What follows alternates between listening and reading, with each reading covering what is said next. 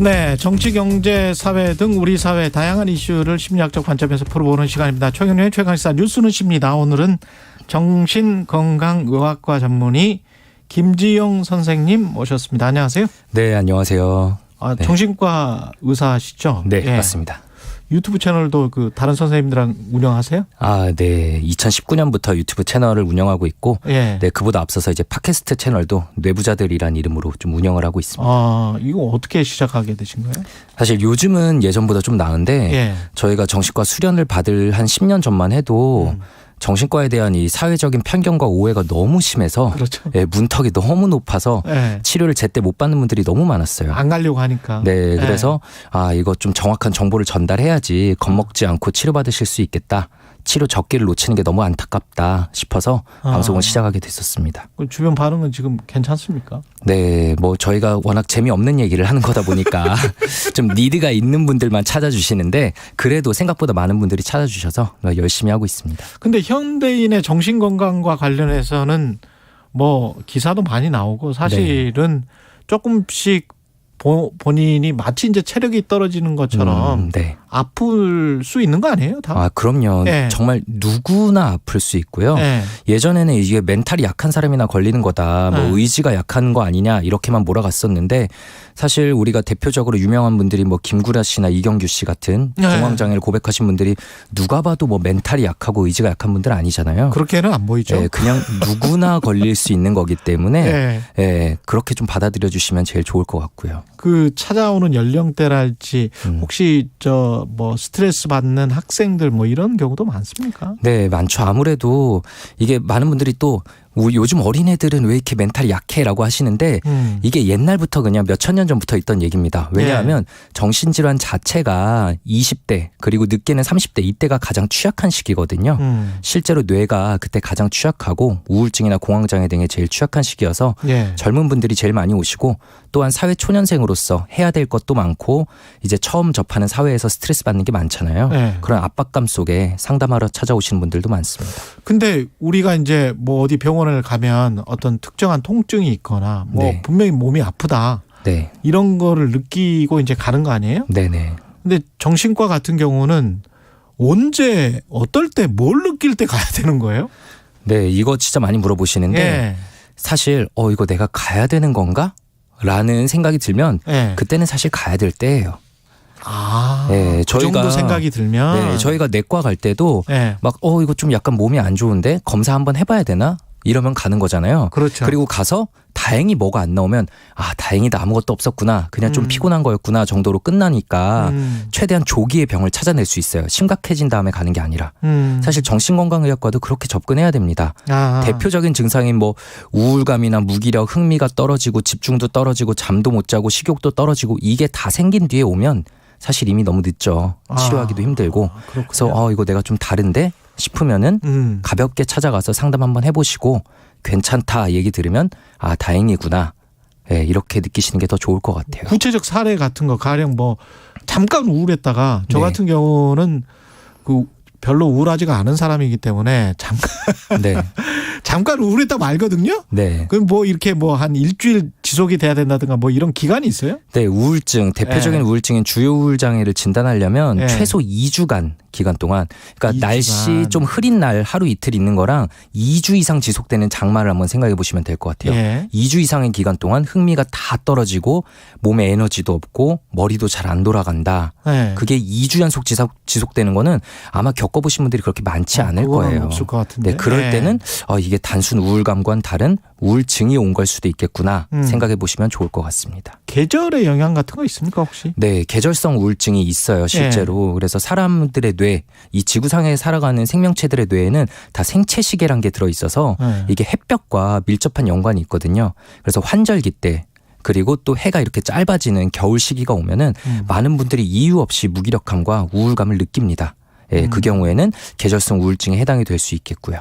회사에서 굉장히 큰 프리젠테이션을 준비하고 있는 임원분이다. 직장인이다. 이런 경우 또는 큰 시험을 앞두고 있는 학생, 직장인 이런 경우도 있습니까? 예, 꽤 보시죠. 특히나 이제 수행 불안이라는 게 있어요. 큰 걸 앞두고 남들 앞에서 나를 보여야 될 때, 내 퍼포먼스를 증명해야 될 때 그 압박감 때문에 오히려 심장 너무 뛰고 머리가 새하얘지고 진땀 나고 이러다가 그렇죠. 제대로 못하고 나와서 예. 정말 삶에 큰 지장을 겪는 경우들이 있거든요. 예. 그런 수행 불안에 대한 치료도 되게 가볍게 가능하고요. 그래서 그 문제로 정신과에 찾아오시는 분들도 많습니다. 그리고 그렇게 화낼 일은 아닌데 조금 화내거나 참을 수도 있는 일인데 화가 팍팍 날 때 네네. 그런 것도 이게 정신과적인 어떤 문제가 있는 건가요? 그럼요. 이게 뭐 예. 선천적으로 이렇게 화를 좀 많이 내시는 분들도 기질적으로 있지만 예. 내가 안 그랬는데 언제부터 더 그렇다라는 분들은 특히 더 고려하셔야 되는 게 이게 우리가 스트레스를 많이 받고 살아가다 보면 뇌 속에 이제 세로토닌이라는 호르몬이 이제 부족해지게 되거든요. 그 세로토닌이라는 호르몬이 부족해지면 어떤 분은 우울증으로 오고 어떤 분은 공황장애로 오고 어떤 분은 강박증으로 오고 어떤 분은 이렇게 분노가 조절 안 되는 걸로 옵니다. 그렇구나. 네. 나이는 연관이 있나요? 그러니까 중년 들면서 네. 신체적으로 뭐 여성 같은 경우는 폐경기랄지 네. 남성도 갱년기를 겪으니까요. 네네. 그런 경우는 어떻습니까? 일단은 여성분들은 갱년기 전후로 본인의 의지와 상관없이 감정 기복이 생깁니다. 물론 안 생기는 분들도 계시지만 상당수 분들에서는 어쩔 수 없이 호르몬의 영향 때문에 예. 그런 감정 변화, 성격 변화가 생기고요. 그게 좀 심해져서 주변과 마찰이 생기면은 치료를 꼭 선택하셔야 되고 특히 여성분들이 많이 생겨요. 네, 여성분들이 여성 호르몬의 영향을 더 많이 받기 때문에 이건 어쩔 수 없고요. 여성 호르몬은 좀 극적으로 떨어지거든요. 근데 남성 호르몬은 천천히 떨어져서 그 영향이 더 적기는 하지만 그래도 좀 다름을 느끼시는 경우들이 있고 특히나 이게 중년 남성분들, 특히 사회생활 하시는 여성분들도 사회에서 약간씩 이제 내가 밀려남을 느끼는 경우들이 많아요. 그렇겠죠. 예, 네. 그리고 미래에 대한 불안감도 느끼고 그럴 때 내가 여태까지 살아온 거 이거 유지할 수 있을까? 여태까지 열심히 노력해온 게 의미가 있나? 라는 삶의 의미를 새롭게 찾지 못해서 좀 우울해하시는 경우들이 많습니다. 삶의 일종의 방황기가 오는 거죠.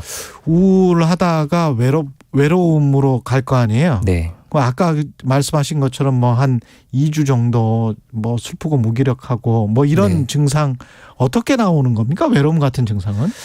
그러니까 지금 말씀하신 이 중년 특히 되시면 외로움을 많이 느끼시는데 우리 사회는 다들 아시겠지만 너무 열심히 살아요. 맞아. 예, 내가 어릴 때부터 학생으로서의 역할로, 그다음엔 직장인으로서의 역할로, 가장으로서의 역할로, 회사에서도 뭐 내가 맡은 역할로 다들 엄청나게 열심히 살아야 될 것만 강요받으면서 살아오는데 그렇죠. 그렇게 그 역할들만 챙기다 보면 사실 진짜 나는 없거든요. 그렇죠. 진짜 나는 항상 뒷전으로만 가 있고 희생만 하는데 이게 딱 중년의 시기쯤 되면 이제 마음속에 약간 혼란이 옵니다. 이렇게 계속 가는 게 맞나?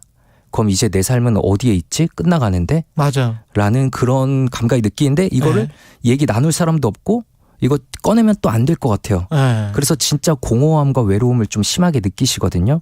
내 삶을 이제 어떻게 해야 될지, 진짜 내 삶은 뭔지 이런 거에 대해서 좀 고민이 많이 되시고 외로움을 느끼신다면 전문가와 상담해 보시는 게 단연코 필요합니다. 그 뭐 친구들 비슷한 또래 친구들하고 이야기를 해도 좀 이게 풀립니까? 속이? 그럼요. 어느 정도는 풀리는데 이게 또 우리나라에서는 아무래도 특히나 중년 남성분들이 정신과에 제일 안 오시는데 왜냐하면 이런 얘기를 꺼내는 게 굉장히 약한 거다. 나약한 거다라는 시각이 많아요. 나는 강한 남자였는데 네. 너 왜 나약하게 남자는 태어나서 3번만 울어야 된다 이런 말들 있잖아요. 그렇죠. 정신과에서로서 굉장히 싫어하는 말인데 이렇게 감정을 못 느끼고 계속 눌러 담게만 만든단 말이죠. 그럼 맞아요. 네, 그런 것들이 이제 폭음이나 아니면 다른 문제 뭐 과다한 흡연이나 아니면 도박이나 이런 문제로 빠지게 만드는데 그냥 친구들과 사실 좀 허심탄회하게 이런 얘기를 맥주 한잔 하면서 나눌 수 있다면 그게 제일 좋겠죠. 실용적인 조언 또 좀 해주세요. 친구들과 맥주 한잔 마시면서 그런 자리를 만들어라. 그리고 아무래도 감정을 우리나라는 이렇게 억압만하게 많이 만들기 때문에 계속 억압하다 보면 스스로 감정을 아예 못 느낍니다. 내가 무슨 감정을 느끼고 있는 건지 어떤 상태인지 잘 몰라요. 그래서 좀 어떠세요? 물어봐도 스스로의 감정 표현을 굉장히 힘들어 하시거든요. 얼굴 표정 변화가 참 우리나라가 없잖아요. 그럼요. 이게 드러나면은 또 약한 거다. 사람들 뒷말 나올 거다 생각하시는 경우들 되게 많거든요. 그래서 평소에 스스로 감정을 좀 인식할 수 있게 사실 적으면 좋습니다. 적으면 좋다. 감정 일기, 내 마음이 좀 어떤지 이런 거에 대해서 누군가한테 말하면 제일 좋겠지만 말하는 대상이 없고 힘들다면 스스로 좀 적기라도 하면서 내 마음이 어떤지 그리고 그 힘든 감정들을 좀 분출해 주면은 훨씬 더 평소에 건강하게 마음을 챙길 수 있을 거라고 생각합니다. 스스로 좀 달래는 게 되네요. 네. 근데 선생님 같은 경우에 이렇게 상담하고 이러다 보면 스스로의 마음도 좀 괴로우실 것 같은데 네. 어떻게 돌보십니까? 네, 많이들 물어보시는 게 네. 힘든 얘기만 듣다 보면 힘들지 않냐 이런 얘기를 제일 많이 하시는데 이게 직업적인 보람이 참 크다고 느낄 때가 그래도 힘들어하시는 분들 대부분이 좋아지시니까 그게 가장 큰 뿌듯함인 것 같고요. 예. 그리고 진료실을 나오는 순간은 더 이상 정신과 의사로 살지 않으려고 제일 노력합니다. 그래서 예, 뭐 네. 하세요 그러면? 일부러 환자분들 생각이 나도 일부러 끊고 이거는 이미 내 손 떠났으니까 이건 어쩔 수 없는 거고 그냥 집에서 뭐 예를 들어 저희 아이들과 놀거나 아니면 제 개인 시간, 개인 운동을 하거나 뭐 친구들과 게임하거나 이런 저만의 시간을 보내는데 좀 주력하는 편이죠. 자기만의 시간 그리고 가족과의 시간, 친구와의 시간 이게 굉장히 중요하네요. 네. 네. 알겠습니다. 예, 정신 건강, 예, 마음을 다스리는 법 잘 들으셨고 혹시 그래도 계속 안 좋다 그러면 어쩔 수 없이 찾아가는 수밖에 없다. 네, 요즘은 네. 보시면 아시겠지만 대로에 길가에 정신건강의학과 정말 많습니다. 예. 오신 분들이 다 이렇게 얘기하세요. 이상한 사람들 오는 곳인 줄 알았는데 오니까 다 똑같다. 너무 놀랐다 얘기하시거든요. 예. 예, 그냥 아무나 오셔도 됩니다. 지금까지 정신건강의학과 전문의 김주영 선생님이었습니다. 고맙습니다. 네, 감사합니다. 네, 11월 25일 금요일 최경련의 최강시사였고요. 다음 주 월요일 아침 7시 20분에 뵙겠습니다. 고맙습니다.